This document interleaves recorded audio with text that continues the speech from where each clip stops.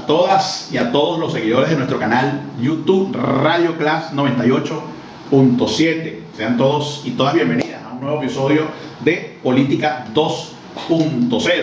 Y también está acá de manera muy puntual nuestra invitada, la diputada Nosliu Rodríguez, militante del Partido Socialista Unido de Venezuela, quien siempre, bueno, debemos decirlo con mucha responsabilidad, y seguramente mis colegas comunicadores coincidirán conmigo. Siempre bienvenida, gracias por siempre tener allí a todo el equipo de CLAS por hacer posible este nuevo espacio, que es una ventana para quienes de una u otra manera estamos en el ojo del huracán de la política cogedeña, poder hablar, poder expresar nuestro punto de vista, pero también es fundamental el hecho de que, bueno, había una conversa pendiente. Correcto. Y que esa conversa pudiera ser mostrada a todos los internautas que tienen esta plataforma que está creciendo y que estoy segura en la que van a tener muchísimo éxito. Y bueno, por supuesto, poder hablar de los temas de interés del país, de la política nacional, internacional también incluso, y bueno, por supuesto de nuestro estado cogedeño y cómo se ha venido desarrollando todo el acontecer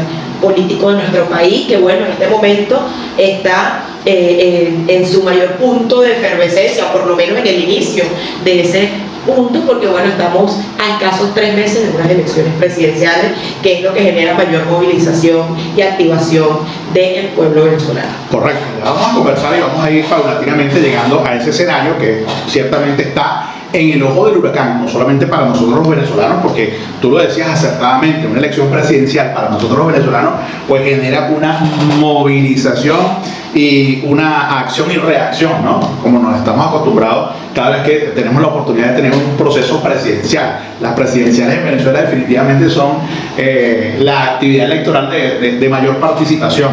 Y en esta oportunidad, pues, lógicamente, a escasos meses, escasos días de que se consolide ese hecho como tal, 28 de julio, bueno, vamos a ir paulatinamente tocando ese aspecto. Pero fíjate algo, siempre tenemos como metodología, un poco para que también quienes nos están, o quienes nos van a ver, una vez sea colgada ahí en nuestro episodio en el canal YouTube, que por supuesto, ¿por qué el chavismo? Siempre es una pregunta, ¿por qué el chavismo y por qué no la oposición? Para no decirte por qué no AODEC. Tú obviamente perteneces a una generación. Además que hay quienes dicen que mis características físicas son más como para ser de oposición. No sé por qué, porque también de una otra manera nos han tratado de estigmatizar y decir sí. Porque de una otra manera el comandante Chávez levantó la moral, la fuerza de todo el pueblo, que era el pueblo que había sido excluido, el pueblo afrodescendiente, los indígenas, los detentados. Ese era el pueblo que levantó Hugo Chávez. Entonces, evidentemente la cúpula en la que quedaba en la derecha en ese momento era la que gobernaba los apellidos, como lo llamó el presidente Nicolás Maduro. Era gente, bueno, castillitas, blanquitas, no llevaban sol. Entonces, obviamente esas características muy macaperas pues hacen que las relacionen con ese tipo de características, pero la verdad es que hoy y cuando el comandante Chávez llegó en su momento, nos convocó a todos sin distinción de color de piel, sin si eras rico, pobre, si tenías algún tipo de preparación o si te habías graduado o no te habías graduado. Al final el comandante Chávez convocó a todo el pueblo venezolano. Y cuando tú decías por qué el chavismo, ¿cómo te involucras tú con el chavismo? Más allá de ser una decisión, cuando era muy joven, yo siempre digo que yo empecé y me di cuenta de que iba a ser militante de la izquierda, porque en ese momento el chavismo no había llegado.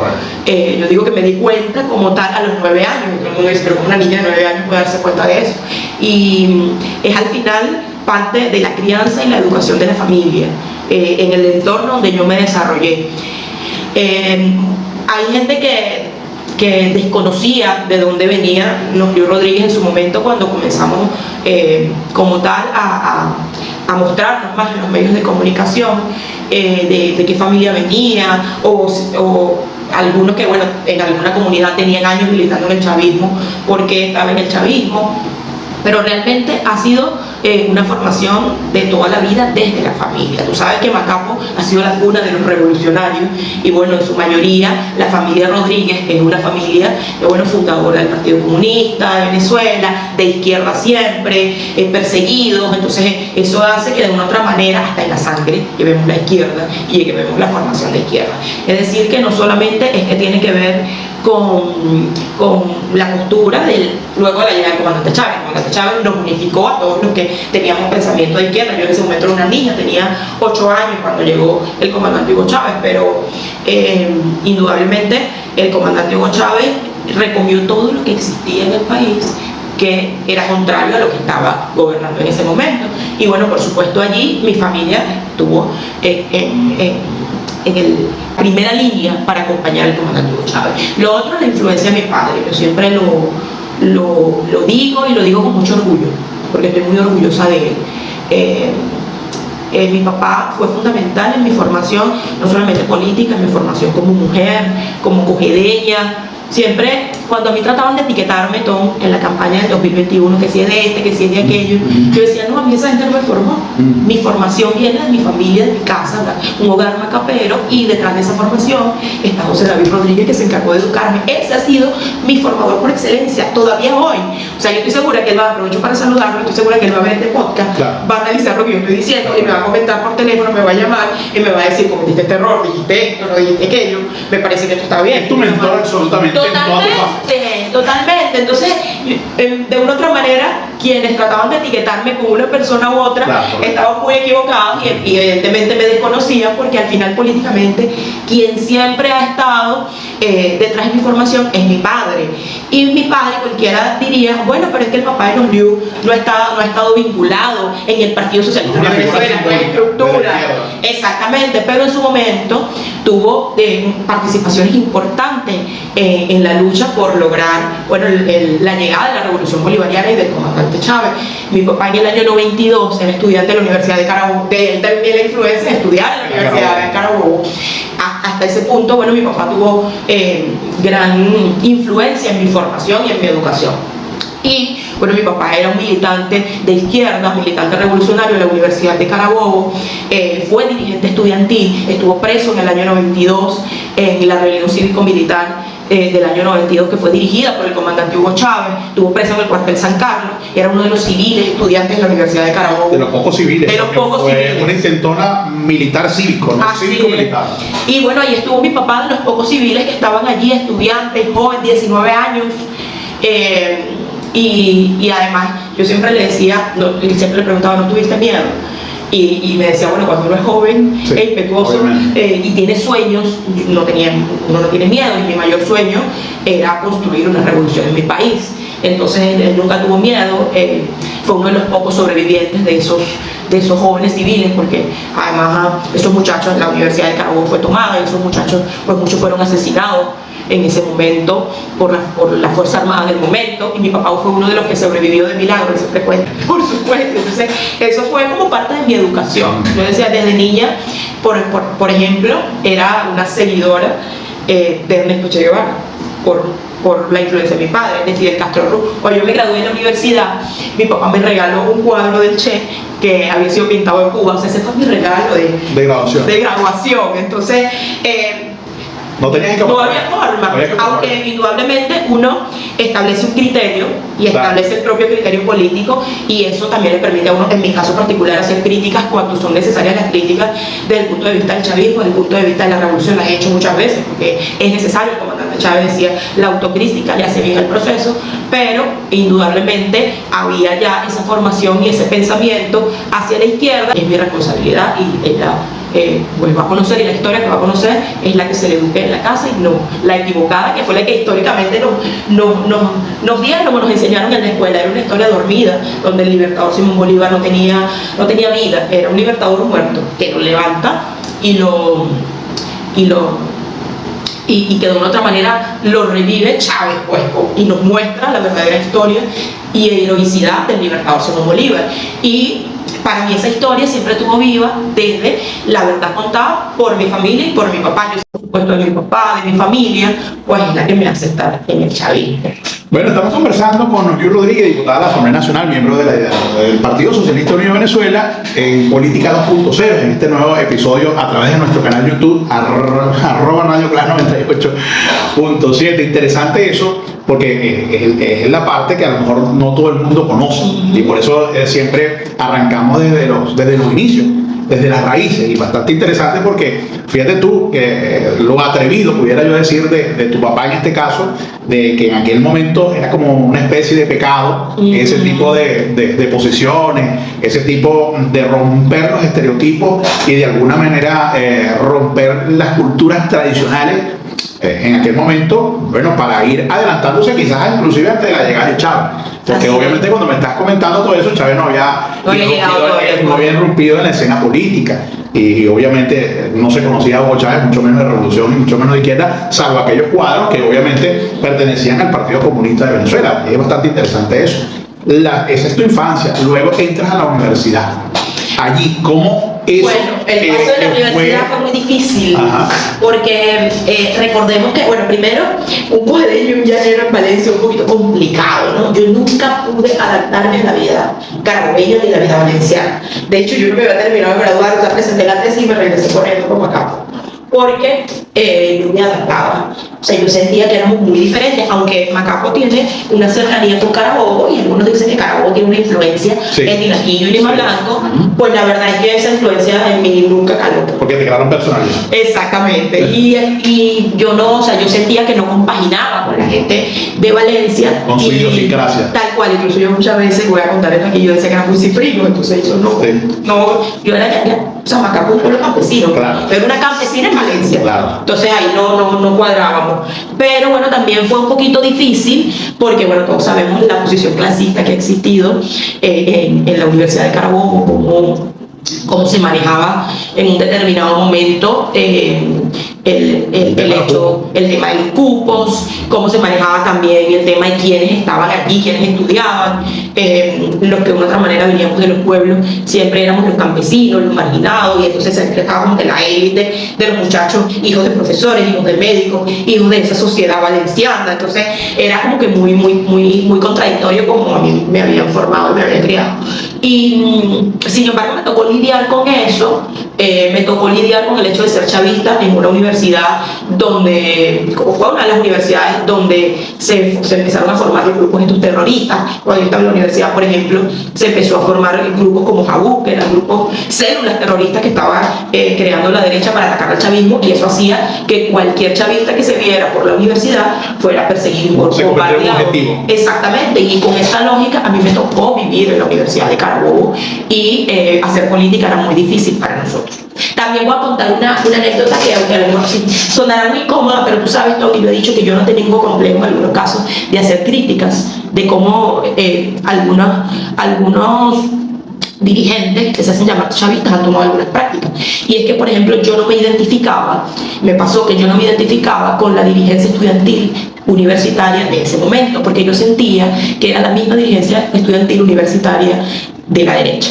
Yo decía, son estudiantes de oficio, pasaban 20 años y no se graduaban. Yo me gradué en 5, o sea, yo entré. De hecho, el tiempo que se establecía la carrera. Exacto, de hecho, yo no en 5, sino en 6, porque mi mamá, bueno, salió embarazada de mi hermano menor, que es como un hijo para mí, fue una crianza compartida. Y bueno, yo hiciste un break. Hice algunos altos, algunos breaks en mi carrera universitaria. Además, el parto de mi mamá fue muy complicado porque ya tenía más de 40 años. Y bueno, para dedicarme en ese momento a ser mamá, muy joven, a los 19 años, a ser mamá, aunque no había parido.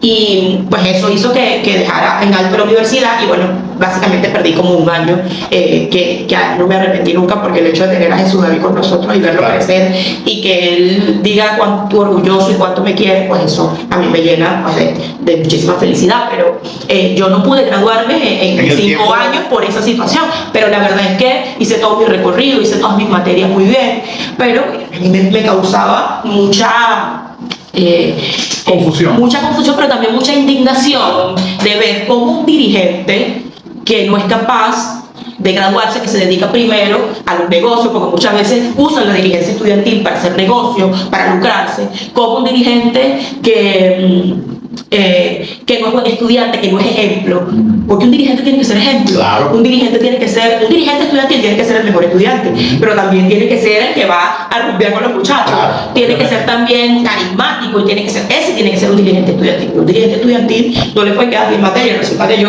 vi varias materias con el presidente de la FCU de la Universidad de Carabobo y bueno, siempre nos salía raspado, pues entonces yo decía, ¿cómo este puede ser presidente de la FCU? Pero luego, siendo diputada, me lo encuentro, estuve en una comisión que atendió a las universidades y me lo encuentro. Ya era yo diputada, había pasado como 10 años. Y ya era ingeniero graduada, tenía ya como 5 años de graduada.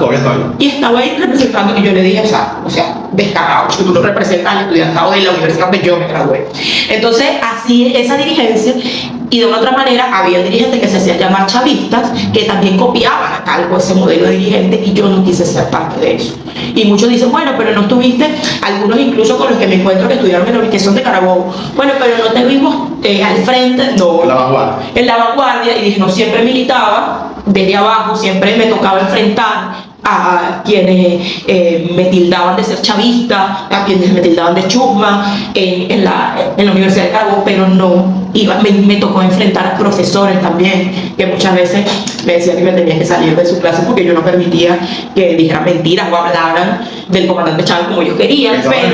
Exactamente, pero eso era ahí en el salón de clase, y al final esa termina siendo la militancia y la dirigencia más importante. Correcto. Y no la que estaba arriba, que era la populista de los estudiantes de oficio, como yo los llamo, y los dirigentes de oficio, con los que nunca he estado de acuerdo, nunca estaré de acuerdo. Incluso creo que todavía hasta tratan de permear a la dirigencia de nuestros muchachos más jóvenes. Y pues en mi paso por la Universidad de Carabobo, en el marco o en el punto de vista político, fue así. Mérida para la ULA. Entonces para mi familia, que era una familia, eran 2 maestros, era muy difícil costear todo lo que era.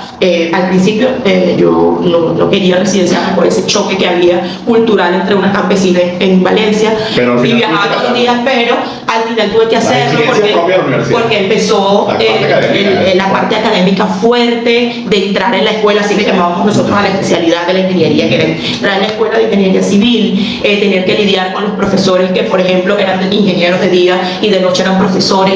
Entonces yo no podía regresar a las 10 de la noche a matar. Tenía que instalarte por Tenía que quedarme obligatoriamente en Valencia, y bueno, todos esos gastos de residencia, de comida, de lo que implica los gastos de guías y todo lo demás desde el punto de vista de un estudiante fuera de su casa. Y bueno, para mi familia esa beca, que fue democratizada, porque también esa beca era para la élite. Claro. Los hijos de los ricos eran los que podían estudiar en Harvard, los que podían estudiar fuera del país, o los que tenían acceso a esas becas. Chávez no solamente le dio acceso a esa beca a los más humildes que estábamos en la base y que pudieran irse a estudiar fuera, la democratizó hasta el punto que un montón de estudiantes venezolanos tuvimos acceso a una beca. Yo recuerdo que el pago era 400 bolívares, nunca se me olvida. Y yo cuando veía esos 400 bolívares mensual, bueno, compraba comida, pagaba los gastos de la universidad, ayudaba a mi mamá con el pago de la residencia. Entonces, yo creo que sin la ayuda o esa ayuda económica o de esa beca, pues yo creo que no hubiese sido posible para mis padres el pago de vivir lejos de mi casa y de vivir fuera. Entre la ingeniería y la política, ¿cuáles son tus pasiones? ¿Ambas? ¿O cuáles has practicado más? ¿O si ambas a paralelo? Ambas. Entre la ingeniería y la política. La ingeniería la ejercí muy poco. No sé que los diputados somos... Claro. Somos diputados o funcionarios parlamentarios de educación inclusiva, y no me puedo dedicar a la ingeniería. ¿La política no te ha permitido ejercer como ingeniero? Pero sin embargo yo ejercí como ingeniero muy poco, aproximadamente 2 años. Del resto pues ya me absorbió la dinámica política, y bueno, esto que establece nuestra Constitución, en lo cual yo no voy a cumplir, pero indudablemente sí, la ingeniería me gusta muchísimo, pero te confieso que por algo me dedico más a la política. Pues si me pusieran a escoger, me quedaría con la política. Obviamente. Porque bueno, se convirtió en mi pasión también. Muchos dicen, no, pero es que, porque además es lo que te dice la gente en la calle, y yo lo expreso sin ningún problema, porque además no tengo nada que temer, nunca he tenido nada que esconder. Estoy viviendo ahorita en San Carlos, y si tú vas y vas a mi casa y tú ves, y yo salgo de mi casa, hablo con mi vecino, con los que me encuentro, los saludo. O sea, no tengo ese complejo y esa temeridad, quizás. Claro, porque además nadie tiene por qué señalarme. Correcto. Ni tiene, sobre todo, no tiene elementos con qué señalarme. Pero bueno, también también se ha dado que desde el punto de vista de la inoculación del odio que se ha generado desde la derecha, y bueno, por supuesto de la derecha internacional hacia el chavismo, pues han tratado de sembrar ese odio hacia nosotros los que tenemos pensamiento de izquierda.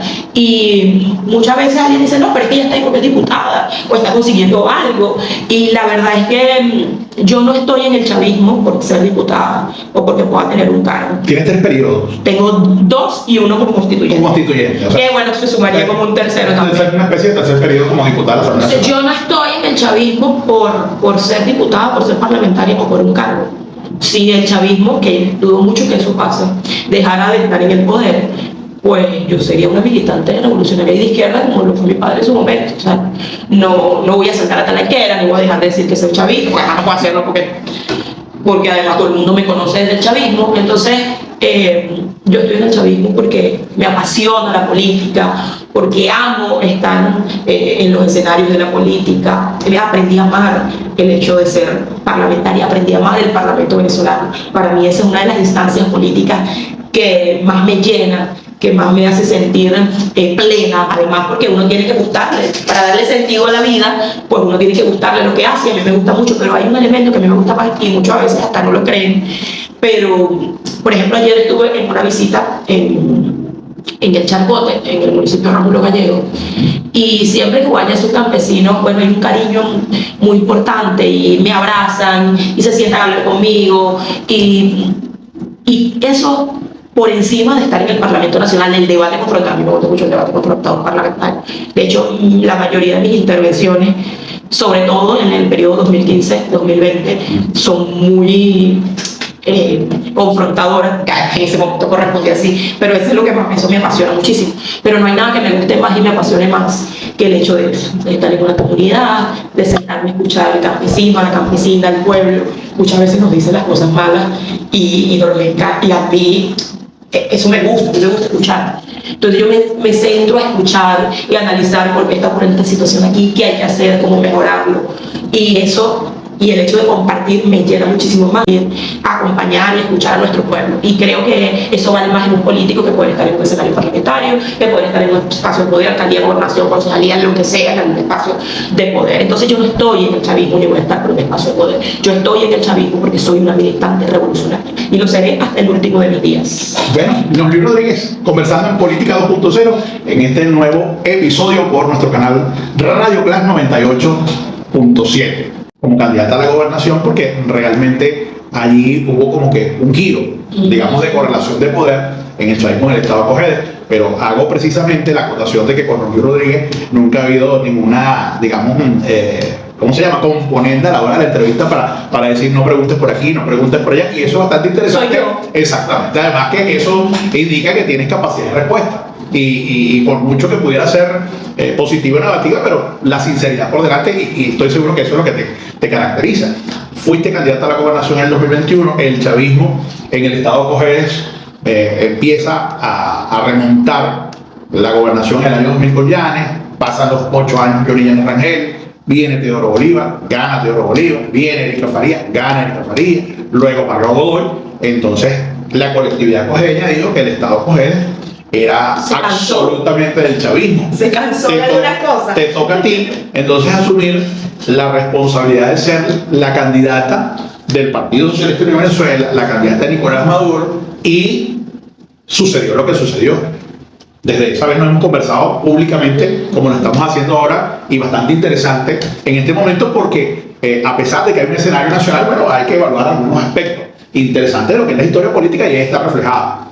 ¿Cuáles, digamos, pudieran ser las consideraciones de Luis Rodríguez candidata en el 2021 por la cual obviamente el chavismo sufrió un revés político en ese momento determinado? ¿Cuál es tu evaluación? Porque ciertamente me dijiste, mi papá es mi mentor, pero obviamente la edad y el tiempo te da para también tener autonomía de pensamiento, tu equipo político, el partido.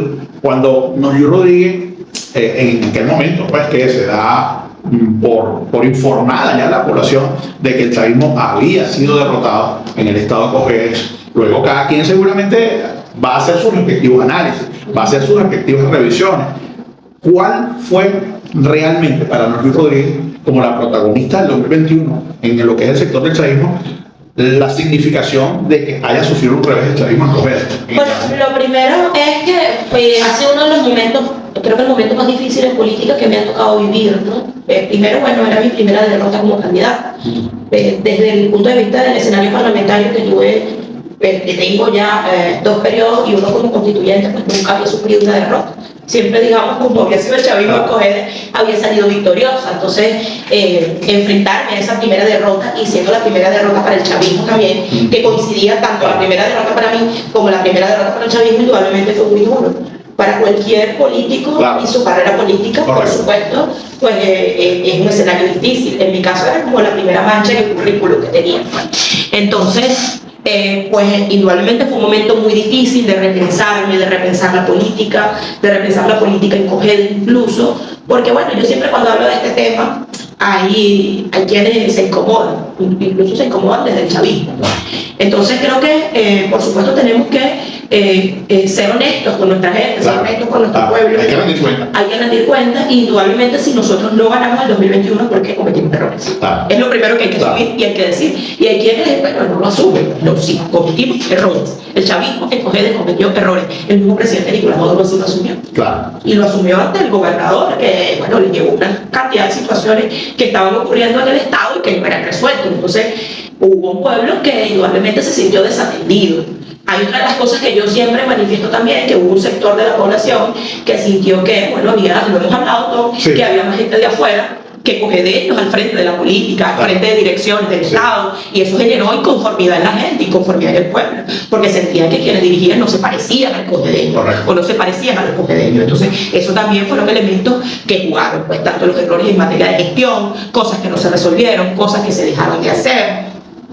Y bueno, por supuesto, errores políticos que también se cometieron a la hora de, bueno, sumar a la dirigencia cogedeña. Hubo también, hay que decirlo, exclusión de algunos actores fundadores del movimiento Quinta República, fundadores de la revolución y el Estado Cogede, que en su momento fueron afectados. Y que, bueno, en este momento hoy los estamos viendo, pero que eso, pues, por supuesto, jugó. Y aunque en el comando de campaña tratamos de involucrarlos, y tuviste en ese comando de campaña gente que tenía tiempo que no veía, que porque, bueno, empezamos a involucrarlos, pues era muy poco el tiempo.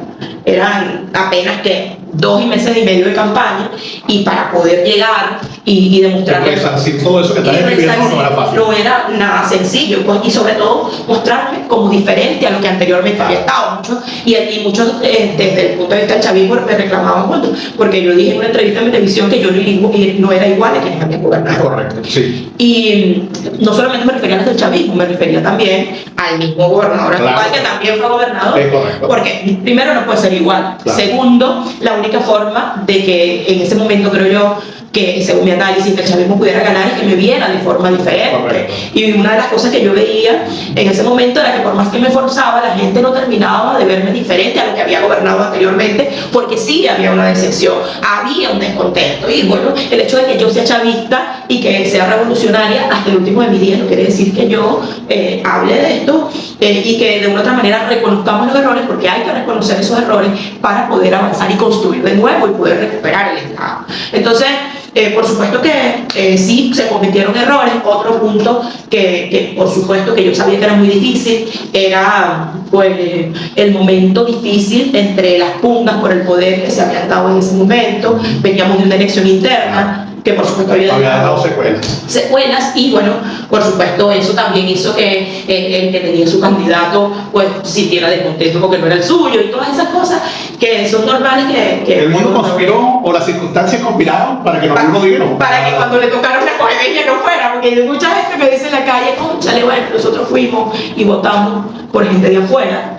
Y cuando tocó, el presidente dijo por fin un cogedeño y una cogedeña, y en este caso una cogedeña, pues el mundo conspiró con todos esos elementos, errores cometidos, las secuelas de las internas, pues por supuesto eso hizo que de una u otra manera, bueno, cuando llegó el momento de los cogedeños, por decirlo así, pues el mundo conspirara para que no, pues entonces, pues en este caso de una cogedeña chavista, pues el mundo y el mismo Estado pues dijera, bueno, queremos decirle nacionalmente al chavismo que así no es. Y creo que eso para mí me ha permitido repensarme. Creo que hay una Noemí Rodríguez antes de la derrota y después. Por supuesto, si algo es certero en el ser humano, y dice la doctora María Rojas Estapé, que es una psiquiatra española, a la cual siempre sigo mucho, es que el ser humano se crece siempre luego de las derrotas. Es correcto. Y de los fracasos. Y se fortalece mucho más. Y te puedo decir, soy otra, pero soy otra porque estoy más fortalecida. Porque ahora veo la política distinta a como la veía antes. ¿Conociste la traición en esa campaña? Sí existió. Sí. Más allá de que creo que la principal razón era la molestia de la gente. Claro, correcto, obviamente. Pero es correcto. Es la molestia de la gente. No lograste resarcir y yo jamás no lograste convencer de que no era igual a eso que la gente estaba. Que la gente ya no quería. Claro, pero te pudiera decir que yo jamás en mi vida diría, por ejemplo, que un sector del pueblo o que una persona de a pie es traidor porque votó no. No, claro. Fue la conciencia de la gente que dijo, claro. No, pero es que está más de lo mismo. Un mensaje de García, quizás. Sí, no, y dijo, no, este es más de lo mismo. Claro, correcto. O este es de Pelecejo, de Sutanejo, entonces no, ella va a ser como Pelecejo. Pagaste justo por pecado. Y por eso arrancaba y decía, no, ya dejen de buscarme nombres. Sí. O sea, yo soy don Luis Rodríguez y si soy de alguien, es de Chávez y ahora de Nicolás Maduro. Claro. Pero no tengo nombre y no tengo etiqueta, no me etiqueten. Esa campaña que te hicieron desde adentro y desde afuera logró sus resultados. Claro. Porque no lograste de alguna manera deslindarse de eso. También porque era muy poco tiempo, claro. Y no pude demostrar en mi forma, claro, distinta, sí, a esos actores con los que me relacionaban. Entonces, y lo digo aquí públicamente, o sea, no tengo ninguna etiqueta. Si hay alguna influencia que tengo, es la de mi padre, de la familia, y bueno, por supuesto, Chávez y Nicolás Maduro, que son mis líderes. Bueno, y si alguien puede hacer, soy de Nicolás, soy de Chávez, de eso sí soy.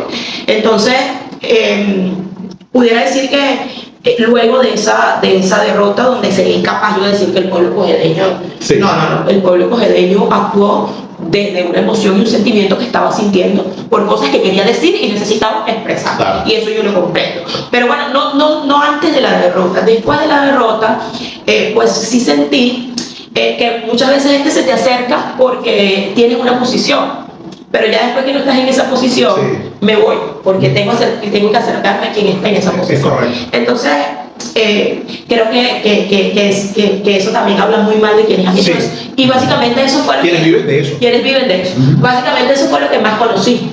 No, o sea, lo que más conocí después de la derrota. Del resto, fue un pueblo que se expresó y yo siempre me voy a sentir orgullosa del pueblo cojedeño. Incluso le voy a agradecer al pueblo cojedeño que me haya dado la lección que me dio en noviembre del 2021, porque me dio una gran lección para el aprendizaje. Claro. Y hoy tengo que decir, repito, que no soy la misma. Soy una política totalmente diferente y que incluso creo que después del 21 de noviembre me parezco más al pueblo cojedeño. Fíjate que hay algo interesante en lo que estás diciendo, y por eso es grato conversar contigo, pero contigo no hay filtro. Con Erika y con la misma Margot Godoy. Pero si lo reflejamos no solamente en Galíndez, podemos citar Moncada, intentó 2 veces ser alcalde de San Carlos, a la tercera fue la vencida y logró serlo. Y con esto yo conversaba con algunas personas que somos curiosos de la política, que nos gusta analizar la política, porque a veces se piensa de que porque una persona pierde en una competencia definitivamente ya está liquidada, cuando uno sabe muy bien que en política no hay muerto.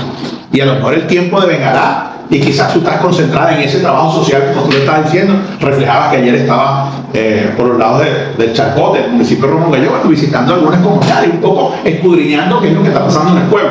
Y ese es el trabajo de un luchador social, sea del chavismo, no sea del chavismo, ese es el trabajo social que al fin hay que hacer. Pero ya no eres la misma Norliu, como tú lo manifestaste. Norliu Rodríguez antes, en 2021, era una cosa y ahora, por supuesto, es otra cosa. Tienes una responsabilidad bastante importante, repito, 3 periodos, porque vamos a sumarle la constituyente que pienso que deberíamos allí manifestarlo cualitativa y cuantitativamente en lo que es tu desarrollo como parlamentario. Estamos en escenario electoral, pero antes de ir al escenario electoral presidencial, ¿cómo evalúas tú a quien fue tu contrincante hoy el gobernador? ¿Cuál es tu evaluación? ¿Cuál es tu diagnóstico político, Norliu Rodríguez, con respecto a estos casi 3 años del gobernador del estado y sus 6 alcaldes de oposición? ¿Cuál es tu versión? ¿Cuál es tu perspectiva? ¿Cuál es tu análisis? Aunque yo soy muy habladora, como es fundamental, creo que es una frase, pudiera decir, hablar sobre la gestión del gobernador y su alcalde. Ellos sí eran la mayoría. ¿Sí? Ellos sí eran la continuidad de lo mal hecho. Y eso no digo yo solamente. Hay una comunidad. O sea, la desatención de esos señores ante las necesidades de la gente pues es muy evidente. Tratan de montar show, tratan de montar cualquier actividad con pintura, con al final lo mucho que hacen, sensacionalismo. Tal cual, y lo que hacen es tapar muchas redes sociales también. Tratar de ver cuántos seguidores tengo o cuántos views tengo en los videos, cuántos me gusta tengo, y no realmente cuál es el sentir de la gente allá abajo en la comunidad. Esa, pues, creo que termina siendo la gestión de estos alcaldes y de este gobernador, tapar, pintar algunas cosas que no fueron pintadas en los gobiernos anteriores. Entonces, bueno, si tú lo pintas, vas a mostrar como que eso es gestión de gobierno. Incluso con cosas que estaban en la misma gobernación y que eran producto del gobierno nacional, ni siquiera fueron gestiones como tal del gobernador o de los alcaldes. Entonces, si te pregunto a Tito o cualquier ciudadano común de Cogede, una obra emblemática que vaya a dejar Galindo estos 4 años, una acción contundente de impacto, más allá de pintar brocal y de pintar instituciones, una acción contundente en beneficio para la gente, y nadie tiene respuesta. No existe. La excusa ha sido que no tiene recursos, pero la semana pasada vino la vicepresidenta, lo acompañó, es el vicepresidente del Consejo Federal de Gobierno. ¿Cómo es que no tiene recursos? Y él mismo está en el Consejo Federal de Gobierno. ¿Cómo justifica eso? Y al final es que no tiene ningún tipo de justificación. Al final es un muy mal gobierno, un gobierno que no se ha dedicado a atender las situaciones complejas del cogedeño, las situaciones difíciles de la comunidad. Si no hay agua, el que responde el hidrocentro. Esa es la verdad. Si usted ve por los grupos de WhatsApp, por ejemplo, en mi comunidad, el grupo de WhatsApp de la comunidad, ¿por qué no hay agua? Hay que llamar al hidrocentro, hay que denunciar a la vega. El pueblo ve a Nicolás y al gobierno nacional que le va a resolver el problema, porque ya sabe que el señor no va a resolver nada. ¿Tú eres de lo que crees que él pudiera ser el candidato del PSUV en 2025? Bueno, la verdad esa no es, o sea, ahorita el tema 2025 y candidaturas del 2025 no son mi prioridad. Sí. La verdad, ahorita mi prioridad, o los análisis que yo hago, es la candidatura de Nicolás Maduro, que es el único candidato que tengo. Ese es mi candidato y por eso me voy a desgastar, entregar el cuerpo y alma estos meses para su victoria el próximo 28 de julio, perdón. Pero creo que para ser un candidato del Partido Socialista Unido de Venezuela, partido en el que yo milito y he militado desde que empecé a militar en algún partido, de la juventud, porque yo empecé, por supuesto, en la juventud del partido en el año 2008. Tienes que tener por lo menos una trayectoria como militante revolucionario, un perfil, tienes que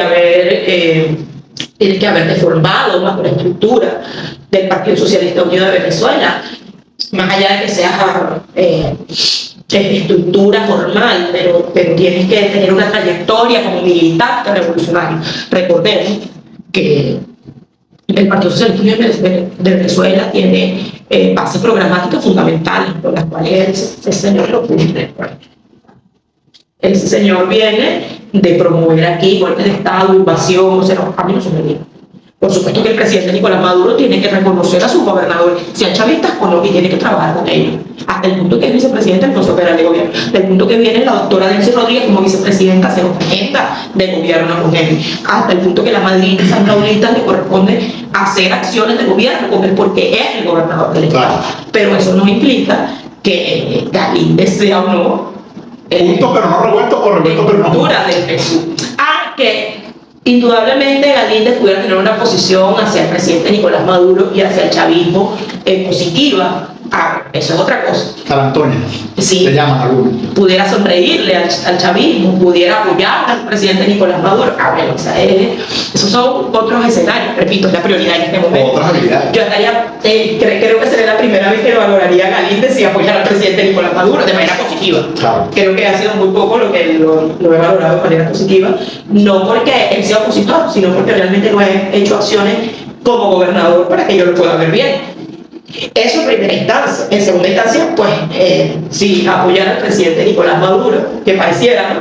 Porque se sale con la vicepresidenta. Sí. Pues, por supuesto, yo por primera vez estaría de acuerdo con él en algo. Fíjate algo interesante. Estamos conversando con Luis Rodríguez, Política 2.0, por canal Radio Claro 98.7, Política 2.0, con este servidor Wilton Araujo. Interesante lo que te estás diciendo, que a lo mejor quizás lo pudiera hacer de manera satírica, pero uno no sabe. En política 2 más 2 no son 4. Mi peor enemigo ayer puede ser que hoy sea mi mejor adverso, mi mejor amigo, o mi mejor amigo ayer puede ser hoy mi peor enemigo. Esa es la política, la dinámica, lo cambiante. Si Galíndez, que hasta ahora, por lo menos yo no tengo alguna información o alguna fundamentación donde Galíndez haya dicho como gobernador del estado Cojedes a qué candidato presidencial va a apoyar. Pero a veces los hechos hablan más que las palabras. Tú eres tremenda. Pero fíjate, ¿qué pasaría, por ejemplo, si Galíndez mañana decide voy a apoyar a Nicolás Maduro? ¿Tú trabajarías en Cojedes en conjunto con Galíndez, que fue tu máximo contendor en el 2021, para buscarle votos a Nicolás Maduro? Por supuesto que sí. Ahora, tampoco es que seríamos los mejores amigos, ¿no? Claro, claro. Y porque él es del pueblo como soy yo. Claro, eso precisamente allá iba. Él obviamente no se debe acordar de mí, pero yo sí me acuerdo de él desde su tiempo de alcalde, de que era una niña, como era alcalde de Tinaco y todo lo demás. Y bueno, hay muchas diferencias entre ese señor y yo, por algo le dicen el Gavilán. Entonces, por supuesto que en la forma de hacer política hay cosas muy distintas y en las que nunca vamos a estar de acuerdo y nunca nos vamos a parecer. Pero si el proyecto es en torno a consolidar la revolución y por supuesto apoyar al presidente Nicolás Maduro, bienvenido sea. Todo el que quiera apoyar la revolución bolivariana y apoyar al presidente Nicolás Maduro, pues va a ser bienvenido, por supuesto. Ahora te repito, el Partido Socialista Unido de Venezuela, y eso yo ya lo está mismo, bueno, tiene unas bases programáticas, tiene su metodología, tiene sus estructuras, tiene sus principios basados en el pensamiento bolivariano, en el pensamiento zamorano, en el pensamiento robinsoniano y por supuesto en el pensamiento chavista, y bueno, la forma política está muy distanciada de eso. Entonces, por supuesto, allí ya, desde mi punto de vista, pues no hay punto de encuentro, pero sin embargo hay otros partidos. Está el Gran Pueblo Patriótico, está el Partido de los Movimientos Sociales, que hoy acaba de lanzar el presidente Nicolás Maduro, que está siendo dirigido por el compatriota gobernador Héctor Rodríguez. Es decir, hay amplias formas y alternativas, porque hay amplios partidos y muchos partidos apoyando a nuestro candidato, que es el candidato del presidente Nicolás Maduro, y bienvenido sea. Nosotros, la candidatura del presidente Nicolás Maduro no es solo para el PSUV, es para todo el pueblo venezolano, porque Nicolás es garantía de paz, de estabilidad, y yo estoy segura que con un candidato de extrema derecha o un candidato radical, uno de los primeros que buscaría sería. Ahora, fíjate. Porque además nos evalúan como alacranes, como traidores y todo. 2024. Nos dice que no podemos descartar que es una mujer, María Corina Machado, que si bien es cierto, no es candidata, pues juega un papel fundamental en un sector de la oposición. Tú eres mujer. ¿Cuál es tu evaluación allí con respecto a eso? Para no descartar tampoco otras candidaturas, porque también hay un sector de la oposición que también presenta una variedad de candidaturas también. Bueno, lo primero es que no va. O sea, lo primero, ella no va, no es candidata. Esa señora le vendió un discurso, un lema, le vendió a sus seguidores una realidad que no existe, que va a existir, ficticia, y es lo primero a evaluar. Es una engañadora de oficio. Ella siempre supo que no iba, ella siempre supo que no iba a ser candidata, porque es que la ley lo establece y ella no estaba ajena ni estaba inhabilitada. Porque yo que soy parlamentaria hice un centro de procedimiento para llenar una inmunidad que le ocurrió a ella porque violó la Constitución al ser funcionaria de otro país, siendo parlamentaria. Y te acabo de decir que yo no puedo, si yo no puedo ejercer la ingeniería porque soy diputada, claro. Ella no puede ser embajadora de Panamá siendo parlamentaria en Venezuela. O sea, no podía, pues. Y eso hizo que en su momento pues, fuera una de las principales razones de su inhabilitación, pero además no solamente eso, también pues ella, y ella lo sabe, pues tenía algunas situaciones en la justificación de sus bienes, de la Pública. Entonces, pues ella siempre supo que estaba inhabilitada y que no iría.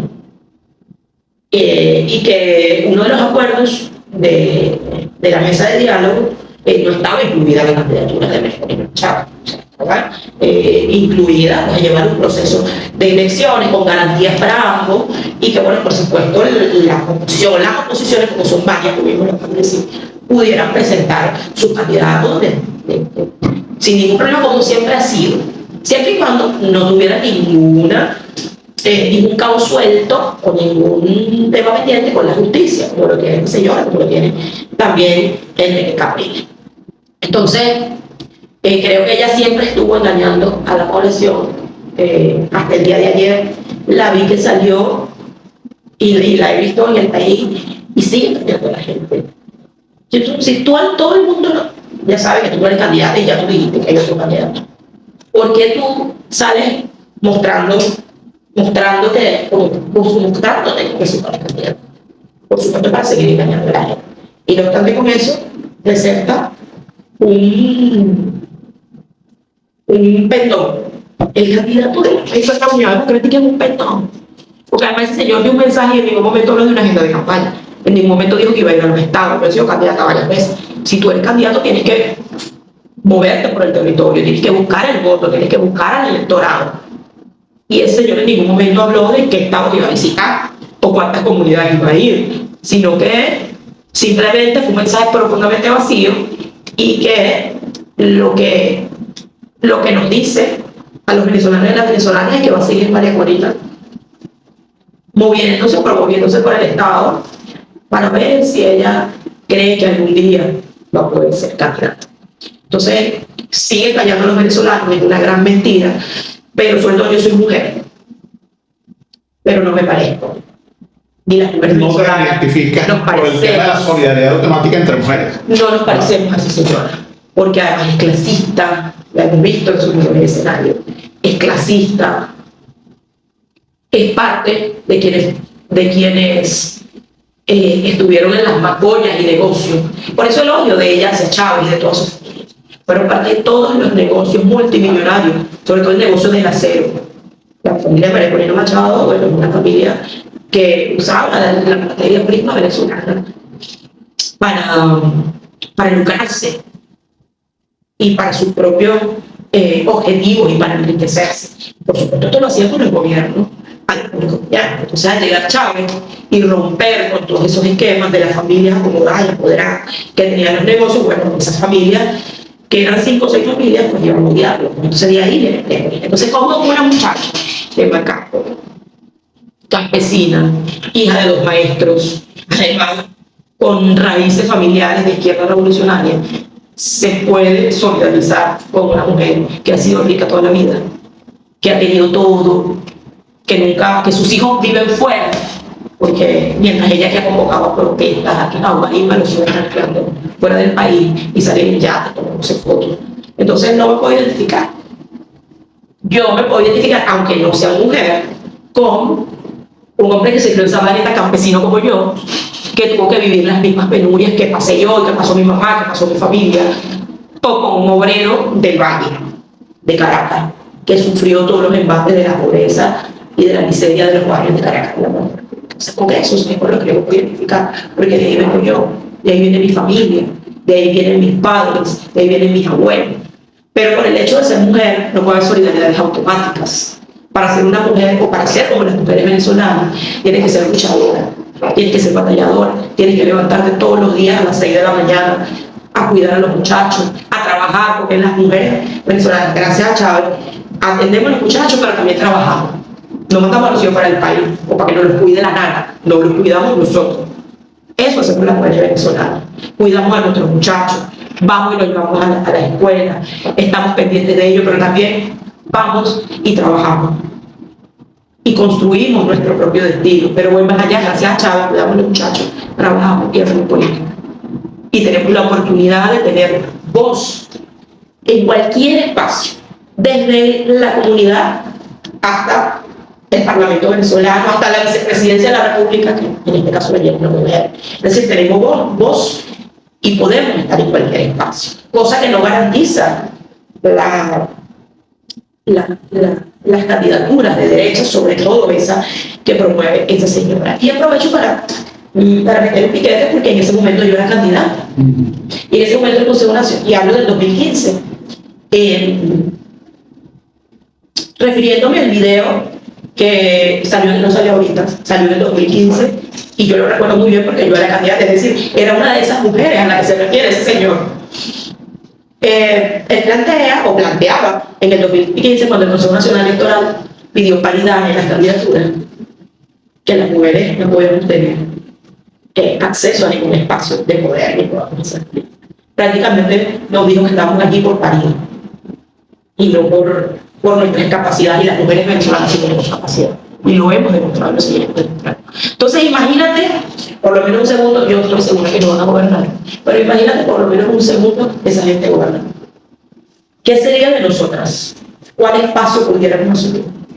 Yo creo que hasta las mujeres que están en contra del gobierno del presidente Nicolás Maduro, o que no están de acuerdo con nosotros, que es válido, yo creo que esas mujeres deberían sentir temor de que un personaje como ese llegara a gobernar, porque es lo más parecido a un dinosaurio que existe, y no me refiero a su edad, me refiero a la forma como se expresa, al estilo arcaico con el que habla, pero sobre todo la discriminación hacia el pueblo, la discriminación hacia la mujer, la discriminación hacia la sexodiversidad, la discriminación hacia los de a pie, los que no tuvimos la oportunidad que ellos sí tuvieron. La discriminación hacia el pueblo es una cúpula, es un sector que tiene que gobernar, porque ellos son los que tienen la sangre, porque ellos son los que tienen el apellido, porque ellos son los que tienen el dinero también, porque también tiene que ver con eso. Pues, toda la vida han sido acomodados y han tenido dinero. ¿Qué tenemos nosotros? ¿Qué tenía Maduro cuando empezó a hacer política? Era un joven de a pie. ¿Qué tenía Don Luis Rodríguez cuando empezó? Era una macapera que vivía desde niña, desde joven, del sueldo de sus padres hasta que pude graduarme y pude trabajar por mí mismo. ¿Qué crees tú que tienes que corregir el gobierno?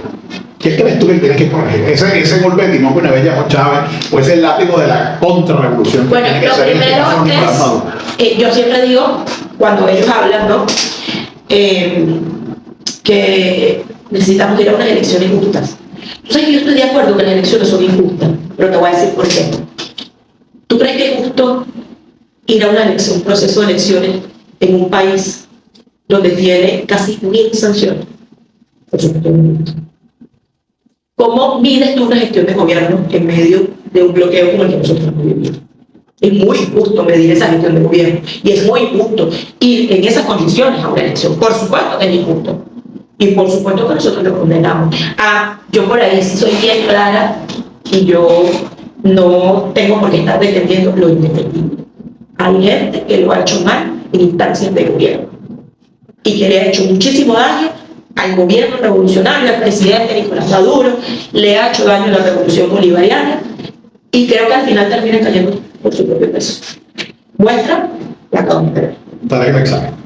Actores de extrema confianza del presidente Nicolás Maduro, del comandante Chávez, tuvieron responsabilidad ministerial de alto nivel, ministros, vicepresidentes, y no solamente fue todos los hechos de corrupción, es que pactaron, traicionaron a su propio país por un interés particular, interés económico y de estar por repudiarse del poder o ser los protagonistas del poder. Y ante eso se llevaron al pueblo por delante. No les importó ni siquiera que bloquear las únicas vías que estábamos teniendo para recibir alimentos y medicina. Y en este momento pues está en un proceso de investigación con respecto al secuestro. Entonces, al final, y por eso porque el pueblo denuncia muchas veces la ineficiencia de algunos actores de gobierno, y al final cuando el pueblo lo denuncia, yo siempre les digo, bueno, vamos a buscar los mecanismos, las vías para solucionar el problema, pero siempre va a caer por su propio peso, porque entre cielo y tierra no hay nada oculto. Y el que de una u otra manera comete un delito en contra del país, en contra de la patria, termina la historia, termina mandándonos a su lugar, el basurero de la historia y a donde pertenecen. Pues. Entonces, yo siempre he criticado y he estado en contra de quienes asumen un espacio de poder o de gobierno para lucrarse o para enriquecerse, porque esa no es la esencia del chavismo. A eso no nos convocó Chávez. Chávez nos convocó a entregarnos en cuerpo y alma a la gente, al pueblo, a buscarle soluciones a la gente. Y esa ha sido, por supuesto, la premisa del presidente Nicolás Maduro, porque yo creo que Nicolás ha sido, o el presidente Nicolás ha sido pues, un defensor de la causa chavista revolucionaria, pero sobre todo ha sido un defensor del pueblo. Nicolás pudo haber traicionado. La vida de su esposa, de su único hijo, está amenazada. Tienen cabeza, preso su cabeza. Y el presidente Nicolás Maduro puso a su familia a un lado por defender esta patria, por defender este país, por defender el principio chavista y el legado del comandante Chávez. Y eso, en primera instancia, lo hace un hombre leal. Porque un traidor siempre va a mostrar lo que es. Y siempre va a mostrar de qué es capaz. Y al final no traicionan a Nicolás, no traicionan al hombre, traicionan a un proyecto, pero también traicionan a Chávez, que es mucho peor, y al esfuerzo, el sacrificio que hizo Chávez por este país que hasta murió entregado a trabajar, no cuidó ni siquiera su salud. Pero bueno, lo peor es la traición al pueblo. Yo no sé cómo puede dormir una persona todos los días. Yo que duermo todos los días, cuando me acuesto caigo matada, y entonces mi mamá me dice siempre, pero Dios mío, tú todo el tiempo caes matada. Y yo le digo, soy el producto de tener una conciencia tranquila. Pero yo no me explico cómo esos pueden dormir todos los días cuando traicionan al pueblo y traicionan la confianza que les da ese pueblo, pero también traicionan la confianza que les ha dado un hombre como Nicolás Maduro, que ha sacrificado todo por este pueblo. Bueno, ¿sabe quién está traicionando el tiempo? Luis Rodríguez. Exactamente. Hemos conversado bastante, Américo. Bien interesante la entrevista con la diputada Luis Rodríguez, que nuevamente le reiteramos pues nuestro agradecimiento por siempre estar dispuesta a declarar en los distintos medios de comunicación. Bueno, ahora lo hacemos por primera vez. Reiterarte que este espacio está plenamente a la orden Política 2.0 por nuestro canal YouTube Radio Class 98.7, Política 2.0, nuevo episodio con Luis Rodríguez, muy interesante, seguramente va a generar bastante polémica y bastante discusión, porque la diputada, como se dice, va por la calle del medio, sin ningún tipo de complejo, y eso es interesante para el debate. Así que nosotros, Luis, agradecidísimos acá todo el equipo por este acompañamiento contigo, y nosotros nos despedimos hasta otro nuevo episodio. Por acá les habló Luis Tom Araujo.